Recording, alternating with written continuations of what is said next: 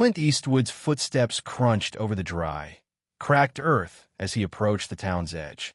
The late afternoon sun hung low, casting long shadows over the scattered tumbleweeds that rolled lazily across the street.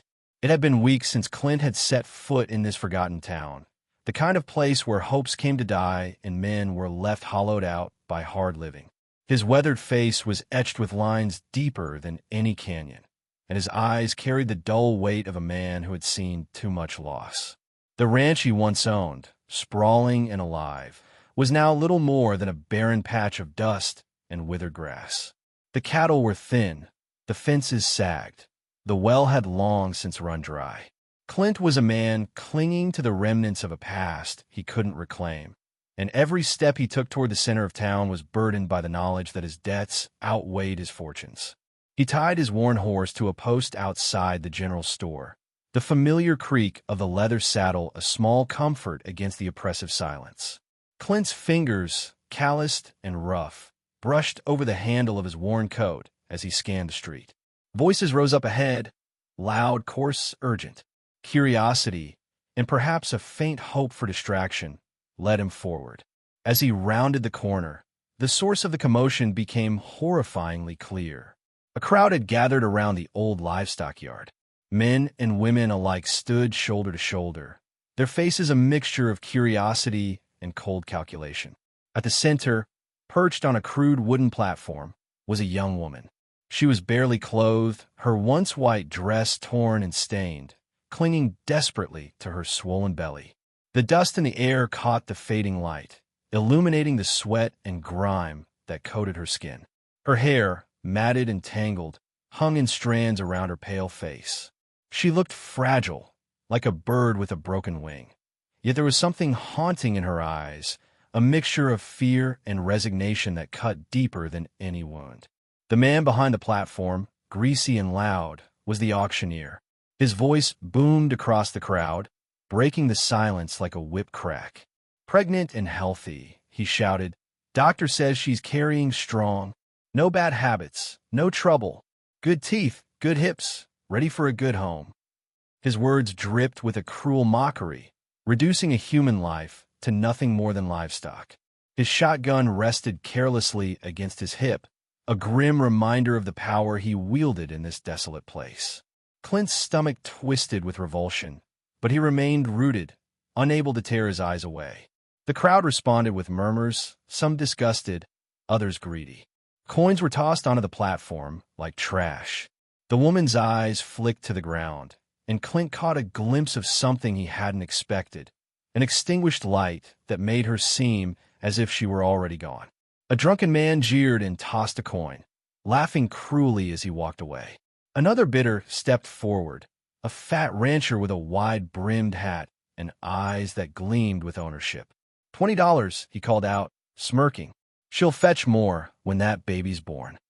The auctioneer nodded eagerly, raising the stakes, his voice sharp with greed. Clint's heart pounded in his chest. He knew this wasn't his fight, or at least it wasn't supposed to be. He was a man broken by his own failures, with nothing left to give. But as the bidding rose, so did something inside him, a fierce, protective anger he hadn't felt in years. Without thinking, he stepped forward. "I'll take her," Clint said, his voice low but steady, cutting through the noise. The auctioneer laughed, incredulous. "You got coin, cowboy." Clint reached in his coat pocket and pulled out a small leather pouch. It was all the money he had left, his last hope, his final gamble. The coins jingled softly as he dropped them on the platform. "That's not enough," the auctioneer sneered, but Clint's hand moved slowly toward his revolver. "It is now," he said quietly, his eyes cold and unwavering. The crowd fell silent. The tension was thick enough to cut with a knife. No one dared challenge him. The auctioneer's laughter died in his throat, replaced by a grudging respect and a hint of fear. Clint climbed onto the platform, extending his hand to the woman. Her eyes, wide with shock and disbelief, met his. Slowly, trembling, she placed her cold, shaking hand in his. The crowd watched, silent witnesses to the strange transaction that transcended money and desperation. He helped her down from the platform, wrapping his coat tightly around her shivering shoulders.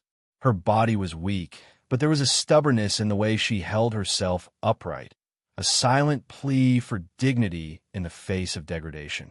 Clint didn't say a word as they walked away from the stunned crowd, his mind a whirlwind of confusion and determination. The ride back to the ranch was quiet. The woman leaned against him, exhausted and broken, yet still alive. Clint stole glances at her, feeling a strange kinship to this fragile life growing inside her. A reminder that even in the harshest conditions, something new could still take root. As the sun dipped below the horizon, casting a blood-red glow over the canyon walls, Clint whispered to himself, "Not today. You ain't losing today." In that moment, the weight of his failures seemed to lift slightly, replaced by a fragile hope. He had no idea what lay ahead, no promises of safety or happiness. But he had saved a life that might just save his own. Clint's ranch was a patchwork of broken fences, scorched earth, and desperate hope. The small wooden house he called home stood with weary dignity on the edge of the barren land, its paint cracked and faded, the roof sagging under years of neglect. When he led Sarah inside, the silence felt like a cold weight pressing down on both of them. The house was empty, save for a few pieces of battered furniture and a stubborn fire pit in the hearth. It was not the sanctuary either of them needed, but it was all Clint had to offer, and for now would have to do. Sarah's eyes moved nervously over the walls, as if expecting threats to materialize from the shadows. She kept her hands clasped tightly over her swollen belly, the weight of the life inside her obvious in every cautious step she took. Clint noticed how thin she was, how her clothes hung loose on her frame, and how exhaustion marked every line of her pale face. There was a fierce fragility about her, a trembling vulnerability that stirred something long buried inside Clint's chest.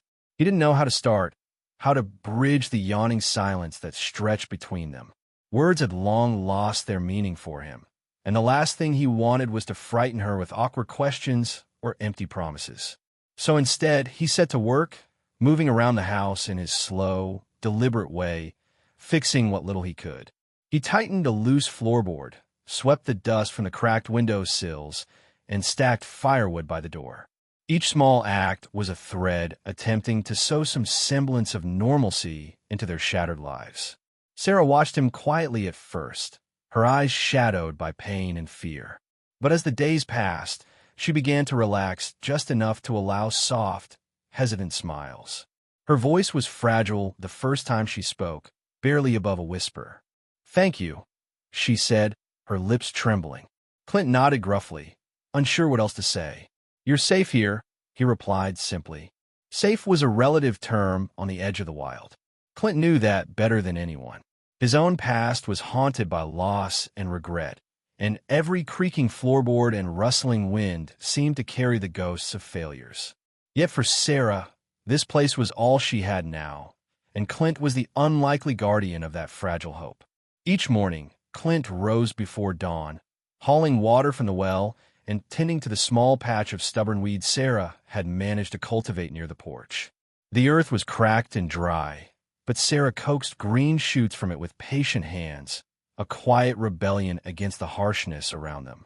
Watching her work the soil stirred memories in Clint, of his father's farm, of rainy days and laughter long since faded into dust. "You remind me of a stubborn weed," Clint said one morning, leaning on the fence post as Sarah dug gently into the earth. She glanced up, a small smile tugging at the corners of her mouth. "I have to be." Slowly, the walls between them began to crumble. Sarah shared stories of a childhood lost to harsh winters and harder men. She spoke of a marriage that lasted only months, a brutal man who left her with bruises deeper than the skin and a heart heavier than her swollen belly. Her voice wavered when she talked about the auction, the final humiliation that brought her to Clint's door. Clint listened, silence wrapping around him like a shield. He didn't offer platitudes or empty reassurances. Instead, he let her pain fill the space between them, acknowledging the truth without judgment. At night, when the cold crept in and the wind howled like a wounded animal, Sarah's nightmares would break the fragile peace. Clint would wake to her soft sobs, rising from the small bed in the corner to sit beside her. His large, rough hand would find hers in the dark, fingers curling protectively around hers. "You're not alone anymore," he whispered. "I won't let anyone hurt you." The words felt strange on his tongue, but they carried a promise neither had dared to speak aloud. Days stretched into weeks. The baby grew, a steady rhythm beating beneath Sarah's skin. Clint watched the changes with a mixture of awe and fear, life continuing against the odds in a world that often seemed bent on destruction. Sarah, too, began to change. The weariness in her eyes softened, replaced by a fragile determination. She helped around the ranch, her movements slower but no less determined. One afternoon, Clint found her sitting by the small garden, her hands cradling a sprouting tomato plant. "You have a way with things," he said, sitting beside her. She looked up surprised. "I learned from my mother. She taught me to care for life, even when it's hard." Clint nodded. Maybe this place ain't so dead after all. Their connection grew not through grand declarations, but in the quiet moments, shared meals by firelight, the soft exchange of glances, the rare bursts of laughter that chased away the shadows. Clint taught Sarah to shoot, not for sport or cruelty, but for survival. He showed her how to load the rifle, how to steady her aim. Her hands trembled at first, but she learned quickly, eyes fierce with determination. One evening, as the sun dipped below the horizon, Sarah looked out over the land and spoke quietly. "I'm scared. I don't know if I could be the mother this child needs." Clint turned to her, his voice steady and gentle. "You don't have to be perfect. You just have to be here, and that's more than enough." The weight of those words settled over her like a balm. For the first time in months, Sarah let herself hope. But peace on the frontier was a fragile thing. Rumors began to seep through the town like poison, whispers of Sarah's past, of debts unpaid and dark shadows lurking. Clint could feel the eyes watching from afar, the judgments and threats lurking just beyond the horizon. One night, a figure appeared at the edge of the property, a tall, rough man with a cold smile and eyes that promised nothing but trouble. Sarah's face drained of color when she saw him. Clint stepped forward, placing himself between the man and the woman. "I told you to stay away," Clint said, voice low and dangerous. The man chuckled, unfazed. "She belongs to me. You don't have a claim." Clint's hand moved to his rifle, steady and unyielding. "You're wrong." Tension crackled in the air, the silence before storm. The man backed down, the threat clear in Clint's unwavering gaze. Sarah watched the exchange with wide eyes, a mix of fear and gratitude flooding her features. Clint was no longer just a broken man clinging to the past. He was her protector, her anchor in a world that had been cruel and unforgiving. In the weeks that followed, the danger lingered but did not break them. The baby's kicks became stronger, a steady heartbeat in the quiet nights. Clint and Sarah faced the harsh land and their haunted past together, carving out a fragile future. One crisp morning, Clint sat on the porch, watching Sarah tend to the garden. The sunlight caught her hair, and for a moment, the world seemed still, soft and full of promise. "You've changed this place," Clint said, voice rough but full of something like wonder. Sarah smiled, brushing dirt from her hands. "Maybe it's changed me, too." Clint nodded slowly. For the first time in a long time, hope blossomed in his chest. A quiet redemption found not in grand gestures, but in the small, stubborn growth of life and love on the edge of a broken world. The night the baby was born, the wind howled outside Clint Eastwood's weathered cabin like a wild spirit searching for something lost. Inside, the air was thick and heavy, mingled with the scent of burning sage and sweat. Sarah's cries echoed through the small room, raw and urgent, cutting through the silence that had fallen between her and Clint since the day he brought her home. Her hands gripped the rough edge of the bed, knuckles white as she fought the relentless waves of pain. Clint was by her side, steady and silent, his large hands never leaving hers. The fire in the hearth sputtered low, casting flickering shadows that danced against the wooden walls. Clint's face was drawn tight with worry and concentration. He had seen hard times, more than he cared to count, but nothing like this. This was life beginning anew, fragile and fierce all at once. "Breathe, Sarah," he said gently, his voice low but firm. "You're stronger than you know. You can do this." She nodded through her tears, her breath ragged. The child inside her was desperate to join the world, and so was Clint desperate to protect them both. The hours dragged on, filled with pain, hope, and the endless ache of waiting. Finally, a piercing wail shattered the night, the newborn's first cry. Clint exhaled, a tremor running through his body he didn't know he'd been holding. Sarah collapsed back against the pillows, tears streaming down her face as the midwife, an old woman from the nearby town who had come at Clint's call, gently handed her the baby wrapped in a faded blanket. Clint leaned forward, eyes wide and almost unbelieving as he looked down at the tiny life cradled in Sarah's arms. The baby's skin was wrinkled and pink, his fists curling and uncurling with quiet urgency. Clint reached out a tentative hand, brushing a lock of hair from Sarah's sweaty forehead. "What's his name?" Clint asked, voice rough but soft. Sarah looked up at him, exhaustion and joy mingling in her gaze. "James," she whispered, "for my father." Clint nodded, a rare smile breaking through his weathered features. "James it is." In the days that followed, the cabin filled with the quiet rhythms of new life. Clint took to waking early, the cold air biting at his skin as he carried water from the well and prepared simple meals. He watched Sarah with a protective eye as she rocked the baby gently, whispering lullabies she'd learned as a girl. There was a peace growing between them, fragile as the morning dew, but no less real. Sarah's scars were still there, faint shadows beneath her skin and in the way she flinched at sudden noises. But with each passing day, her strength returned. The baby was a beacon in their dark world, a reminder that even broken things could heal. Clint found himself talking to James as if the boy could understand every word, promising him a life better than either of them had known. One afternoon, Clint sat on the porch, the sun warming his back as Sarah tended the garden. The patch of earth she had worked tirelessly to coax into life was now bursting with green shoots and stubborn tomatoes. It was a small miracle in the vast, dry wilderness. "You've done good here," Clint said, his voice thick with something he couldn't quite name. Sarah looked up, wiping dirt from her hands. "It's not just me. This place needed a little love." Clint nodded slowly, eyes tracing the horizon where the sky met the dusty plains. "Maybe we both needed it." But the fragile bubble of hope was not to last. Word had spread through the town like wildfire, rumors of Sarah's past, whispers of debts and threats. Clint knew the men who had sold Sarah at the auction wouldn't forget so easily.